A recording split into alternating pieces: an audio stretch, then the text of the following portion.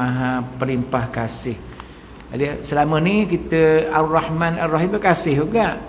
Malam ni kita nak tengok apakah huraian di sebalik Ar-Rauf ni. Nak kata asing tak asing kata Rauf kat kita ni, tapi dia sebutan Arab lah. Ra, hamzah waw, fa, Rauf. Sebab apa? Sebab ramai nama orang Melayu Rauf. Cuma dia panggil Rauf. Rauf pun ada, jadi fa tu nak sebut dengan sebutan Arab kurang biasa. Kalau Rauf dengan fa, makhraj fa, bibi bawah kiri atas ni fa tuan. Fa. Rauf. Ada hamas, fahasu syafsun sakat, hamas, Rauf. Jadi kita Rauf, Abdul Rauf, Muhammad Rauf. Setelah dengar kan, kita ni orang Melayu ikut nama Islam, nama Arab, Arab yang inilah yang Islam lah. Tapi biasanya Arab tu nama Islam lah, sebab dia bahasa Arab kan.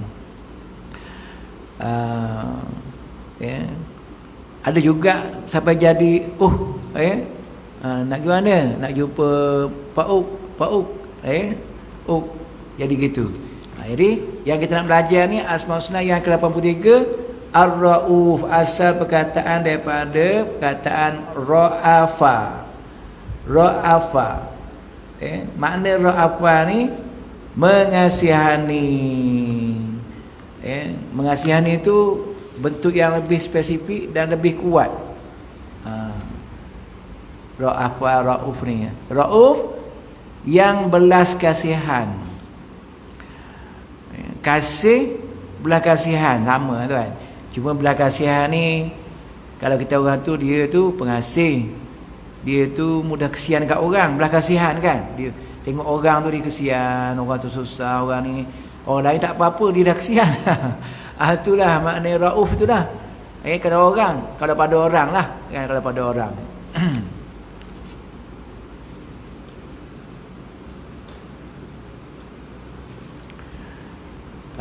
Jadi kita tengok tuan-tuan, makna dia faham ya tuan-tuan, yang mengasihani, Rauf, yang maha belas kasihan kan.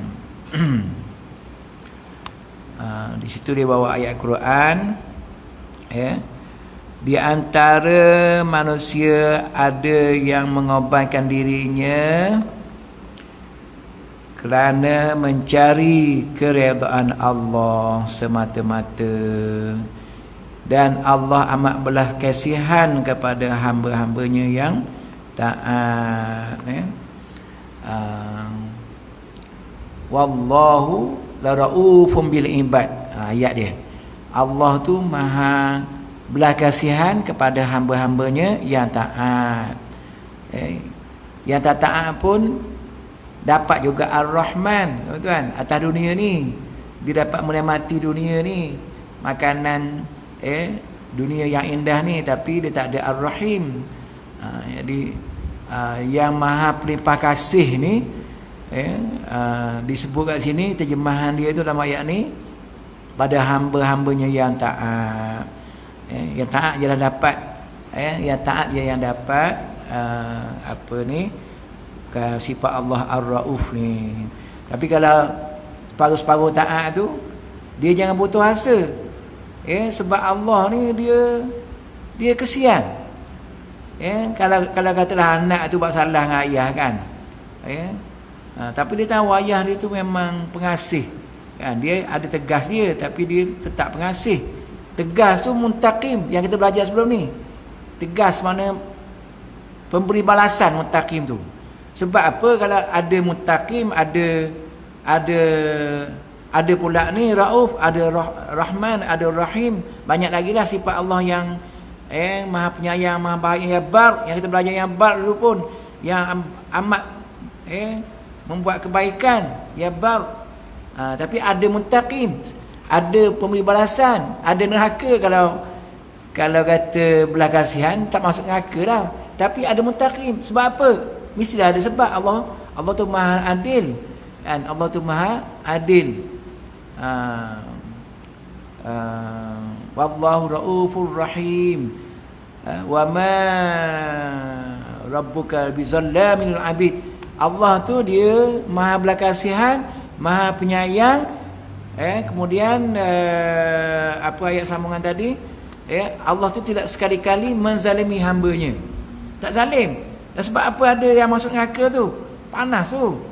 Yalah, kalau tak ada yang mutakim tu, kita atas dunia ni teruklah. Orang mai ganyang kita. Ikut suka hati lah, kan? Bila orang ada agama, berbuat baik sesama insan, sesama makhluk, kan?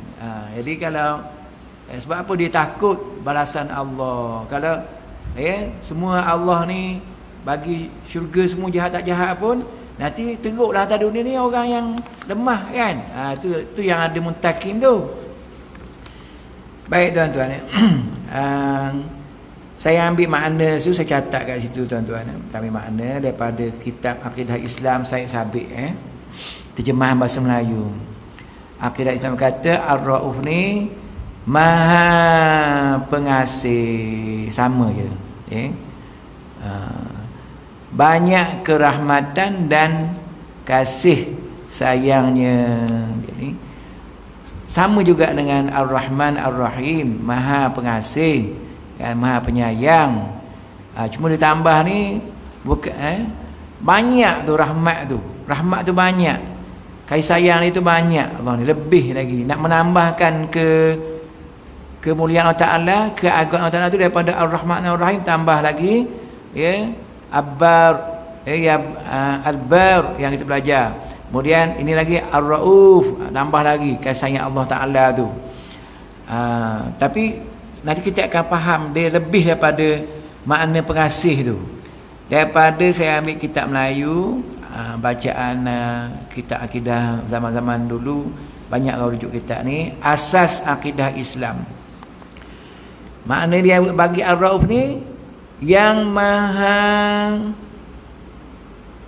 bertimbang rasa dan belas kasihan kepada hamba yang taat. Bertimbang rasa maknanya tak zalim lah, tak keras sangat. Timbang rasa, ada timbang rasa, bukan tak berhati perut. Lawan ni berhati perut, tak berhati perut, tuan-tuan, kan? Jadi makna itulah, nak kata maknanya ada lagi timbang rasa, kesihan kat umat ni, kat makhluk ni, kesihan, kan? Sampai dia kesihan tu, Allah ni minta ampun, dia bagi ampun. Dia kesihan, dia bertimbang rasa, dia sangat sayang pada hamba dia. Walladzina amanu asyaddu hubbalillah, orang-orang itu sangat cinta kepada Allah. Dan Allah pun suka kepada orang-orang yang beriman. Di antara makna tambahan yang saya catat, tuan-tuan, tapi saya tak tercatat kat sini, makna simpati. Rauf ni simpati. Kita tengok orang tu rasa kesian tu, simpati, kan? Simpati. Itulah kata makna Rauf ni, simpati. Bertimbang rasa dah ada, baik hati dah, orang baik-baik dah. Kalau orang ambil sifat Allah ni jadi sifat dia, bukanlah sifat Allah tu jadi mana sifat dia tu, maknanya sebagai manusia Rauf, sebagai manusia tu Rauf, kan? Allah Maha Rauf. Kita manusia nak juga Rauf tu, kesian kat orang, simpati kat orang, bertimbang rasa kat orang. Kemudian sini dia kata kalau manusia lah, kalau Allah tak sesuai perkataan ni, berperi kemanusiaan. Berperi kemanusiaan, tapi Allah tak boleh letak berperi kemanusiaan. Sebab dia Allah lebih pada manusia, tak kena baik macam mana pun manusia. Tapi kalau manusia ni Ar-Rauf ni berperi kemanusiaan, terlalu baik, suka menolong orang. Di antara makna yang saya faham, tuan-tuan, saya buat kesimpulan. Jadi jelas, tuan-tuan, Rauf ni memanglah asas dia kasih sayang, tapi tambahan dia bertimbang rasa, simpati, kesian kat orang, kemudian Allah ni banyak bagi rahmat dia kepada umat ni lah kan. Baik, kita baca sikit tuan-tuan yang disebut sini. Allah ingin memperkenalkan dirinya sebagai Ar-Rauf kepada kita dan kepada alam semesta. Dengan namanya ini, dia menciptakan alam semesta termasuk diri kita. Allah menjadikan alam semesta ini dengan penuh keindahan, keharmonian dan keseimbangan sebagai memperlihatkan rasa kasih sayangnya. Makna gini tuan-tuan kan? Maknanya yang kita nikmat atas dunia ni, keselesaan atas dunia, ada makan, ada minum, ada pakai, ada tempat tinggal, ada udara, ada air. Tak ada air tu ujian lah sekejap. Tak, tuan-tuan. 4 hari. Tapi tak sampai 4 hari kan, 2 hari je. Jadi kita selesa ni, siapa yang buat? Kita berada di dunia ni yang indah ni, indah dengan pokoknya, dengan tanah pamahnya, dengan sungai lautnya, kita rasa indahnya dunia ni, melancong sana melancong sini kan. Itu tanda kasih sayang Allah. Dia buat alam ni, dia bagi keselesaan atas alam ini kita, pada kita. Itu Rauf Allah lah, sifat Raufatullah. Sifat dia, maknanya dia sayang lah pada manusia. Macam kita kata, bagi kita sayang, kita nak suruh anak kita selesa tuan-tuan kan. Jadi kita dia belajar, payah nak balik, beli kereta. Oh sekarang tuan-tuan orang anak belajar dekat universiti beli kereta, ramai. Kawan saya pun ramai beli kereta, tuan-tuan pun lagilah kot kan. Sebab apa? Kita sayang anak kita tu kan. Kita bagi keselesaan dia nak balik, tak payah nak ibas, tunggu apa, Grab lagi apa, payah kan. Jadi Rauf ayah dia tu, Rauf, bagi keselesaan pada anak dia. Itulah contohnya. Tak apa tuan-tuan, mampu tak apa, mungkin keselamatan, keselesaan anak, tanda kasih sayang lah tu. Dan kita ni memang apa-apa yang kita nak infak ni, harta benda kita, utama keluarga dulu, yang terdekat-terdekat dulu, yang terdekat-terdekat tu dulu. Tapi jangan langsung tak bagi yang jauh tu, yang pakai miskin tu. Sama dengan isteri pun, kalau suami tu seorang yang Rauf, bukan maha pengasih ni, penyayang lah, dia bagi keselesaan pada isteri dia kan. Bagi, ada orang tanya saya dah bagi makan, bagi minum, tempat tinggal selesa, dia minta duit lagi ustaz. Dia tanya saya. Biasa bagi duit lah, sebab kita tak boleh kata gini tuan-tuan, tak boleh.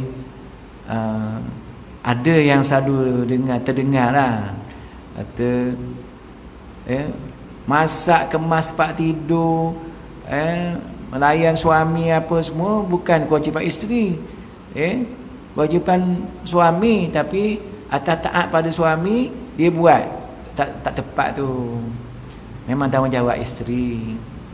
Macam mana Fatimah anak Rasulullah bertungkul lumus di dapur, dia Rasulullah datang, dia mengadu, jadi Rasulullah pun cerita, kamu buat apa, kerja rumah ni, ganjaran dia tu terlalu besar di akhirat nanti kan. Jadi sebenarnya bukan kerja suami. Suami tu tengoklah keadaan, kalau isteri tu kerja, dia terima rasa lah kan, Rauf juga lah terima rasa tu.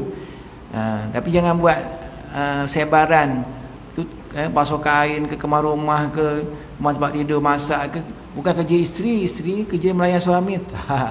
Tak ada. Sunnah Rasulullah tak ada macam tu tuan. Dan Rasulullah jahit baju sendiri, buat kerja rumah sendiri, itu dia membantu.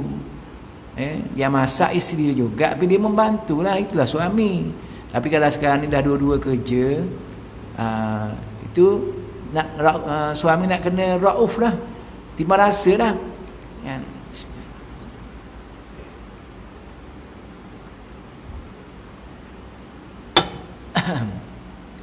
Sampai sunnah itu meminyakkan rambut suami pun isteri, kerak kuku dan sebagainya.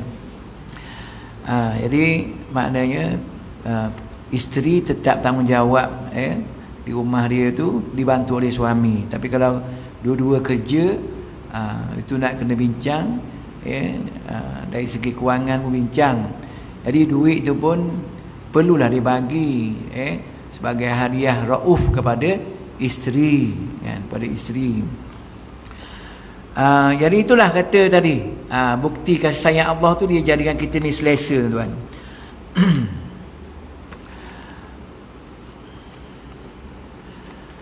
Oleh sebab Allah bersifat pengasih, dia tetap memenuhi keperluan hamba-hambanya yang tidak tahu berterima kasih padanya. Bagi Allah, taat ataupun tidak selamba itu tidak mengurangi keberadaannya. Apa tu? Keberadaannya, kan, sebagai pemilik alam semesta ini. Hadis ni menerangkan ni. Dia kita gini, kesimpulan ayat tadi tu, kita ni taat macam mana pada Allah tidak menambah ketinggian Allah. Sebab apa? Allah tu dah maha tinggi sangat. Kita buat macam mana pun tidak menambahkan. Dia macam umpama dia panggil, dia lepas ni ada sebut air kat jarum, kan. Kalau air tu banyak kat jarum tu, tak menambah kehebatan jarum tu. Kalau air tu tak ada kat jarum tu pun tak mengurangkan kehebatan Allah. Kalau orang tu tak taat pada Allah, Allah tak apa-apa. Allah tak apa-apa. Yang maknanya dia tak taat pada Allah. Dia macam dia protes ke apa, dia tak taat pada Allah contohnya lah, kan. Tidak mengurang apa-apa kebesaran Allah Taala. Ayat Quran kata man amila salihan falinafsihi wa man asaa fa alaihi. Maksudnya siapa yang buat kebaikan, buat amal soleh, dia buat amal soleh, maka wali nafsi, dia lah dapat pahala, dia dapat syurga, dia dapat kesenangan dunia akhirat, dia buat amal soleh. Wa ma asaa fa alahi. Kalau siapa yang buat jahat, dia tanggung sendiri. Dia tanggung kat sini tak dunia tak berkat, kat akhirat masuk dengan akhir tanggung lah. Allah tak ada masalah bagi Allah. Itu janji Allah. Jadi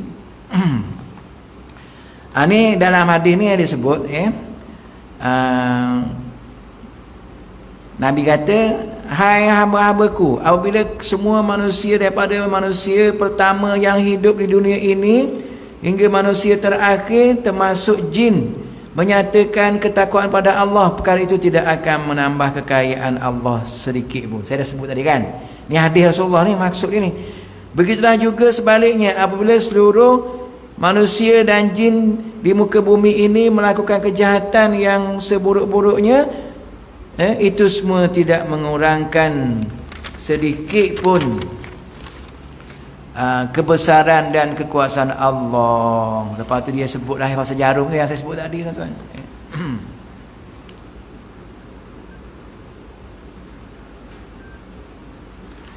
Jadi sambungannya, tuan-tuan, lagi, sesungguhnya amal perbuatanmu selalu dicatat dengan sempurna, lalu dikembalikan semula kepadamu. Yang saya sebut tadi lah, kalau kita buat baik, janji Allah, ganjaran dia, Allah tak memungkiri janjinya. Oleh itu, siapa yang memperolehi kebaikan adalah dia mengucap alhamdulillah, segala puji bagi Allah. Dan siapa yang ditimpa kejahatan kerana perbuatannya sendiri, janganlah dia mencaci kecuali pada dirinya sendiri. Jadi tuan-tuan, kita kena perasan, kan. Kita kadang-kadang tak perasan dapat sesuatu nikmat tu, tengok-tengok tahun bulan ni masuk akaun banyak, kita pun bersorak lah, alhamdulillah, jangan lupa, kan. Kita dapat kesenangan kecil besar pun alhamdulillah. Orang puji kita, alhamdulillah. Rezeki kita murah, alhamdulillah. Kita sihat, alhamdulillah. Awak sihat dah. Wah, aku jaga dari dulu lagi. Exercise tak boleh gitu. Alhamdulillah dulu. Kalau kamu exercise macam mana pun kalau tak pagi, tak dapat juga sihat tu. Macam contohnya tuan-tuan, contoh dia.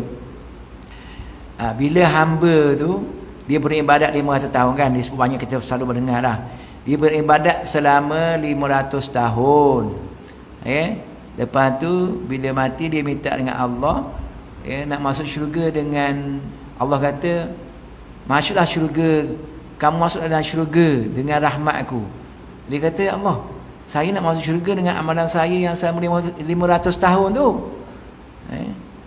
Lepas tu Allah pun kira nikmat tu nilainya sama. Nikmat mata ni, nikmat melihat sama dengan ibadah dia 500 tahun. Nikmat mendengar, nikmat bercakap, nikmat makan, nikmat tangan kaki tak kira lagi. Masuk neraka. Lepas tu dia minta Allah Ta'ala. Allah kata, kamu kata minta masuk dengan tu amalan kamu tak cukup kan. Lepas tu dia minta lah, aku mohon masuk syurga dengan rahmat-Mu. Allah pun puji dia. Allah puji dia, Allah gembira, masuk syurga. Allah Rauf tu. Allah Rauf tu. Padahal tadi kau samsing sangat. Taklah samsing, kau cakap sembarangan je. Makna Allah tu Rauf. Satu lagi, kenapa rahmat Allah? Tuan-tuan ni kan dapat rahmat Allah ni. Tuan-tuan sembahyang maghrib tu, kata kalau kata dari segi dalaman dia lah, bukan tuan-tuan yang buat, rahmat Allah. Sebab apa? Kalau tuan-tuan sakit kaki, tuan-tuan demam terlantar, di rumah tak katil, nak sembahyang datang ke masjid macam mana? Allah bagi sihat, Allah bagi tenaga, Allah bagi mata nampak. Itulah rahmat Allah tu kan. Tapi janji Allah tetap janji Allah. Siapa yang buat kebaikan dia dapat ganjaran, siapa yang buat kejahatan dia kena balasan. Itu janji Allah. Faman ya'mal mithqala dzarratin khairan yarah wa man ya'mal mithqala dzarratin syarran yarah. Siapa yang buat kebaikan sebesar mana pun, kecil mana sekalipun, ada ganjaran dia. Siapa yang buat kejahatan kecil mana sekalipun, ada balasan dia. Itu janji Allah dah tu. Cuma hakikat sebenarnya kita ni rahmat Allah banyak ni. Yang kata aku banyak beramal, kamu ni tak beramal apa ni, itu rahmat Allah kan. Baik tuan-tuan, Allah itu lebih mengasihi dan menyayangi hamba-hambanya daripada siapa pun. Rahmatnya di dunia ini bersifat umum, baik bagi orang yang beriman maupun orang yang kafir. Tetapi di akhirat kelak rahmatnya khusus diberikan kepada orang yang beriman saja. Itu Ar-Rahman Ar-Rahim kan. Semudah jelas kot makna Ar-Rahmanir Rahim.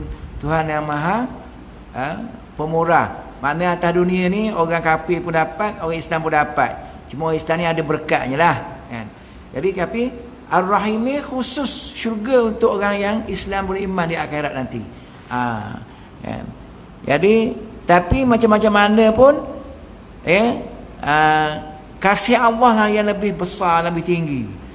Kasihnya bapa kepada anak, kasihnya suami kepada isteri, kasihnya isteri kepada suami, kasihnya kita kepada orang tua kita tak sama dengan kasih sayang Allah pada ni yang kita sayang tadi tu. Tak sama. Allah lebih tinggi kan. Buktinya kita dapat hidup di alam ni dengan selesa ni. Nak kata banyak mana, mata 500 tahun, telinga 500 tahun lagi, contoh dah. Dia tak sebut, saya sebut contoh. Kaki ayah boleh bagi macam tu kan, kasih sayang.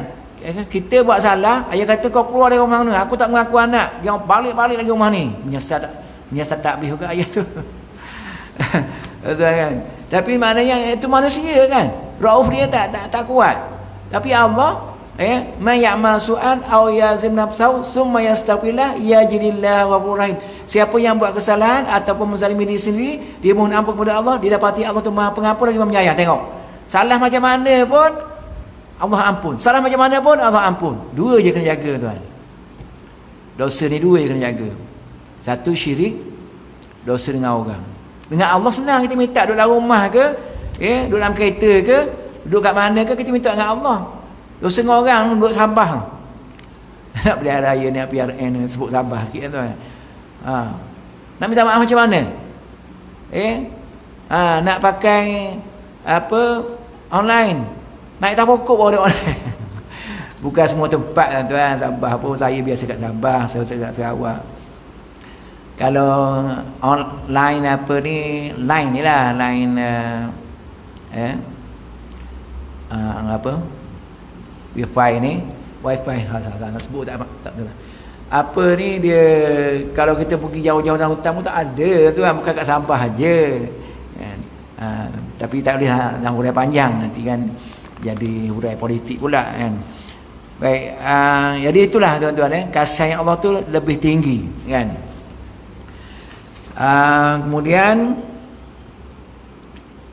ni kisah kisah ni Allahu Akbar tuan kan.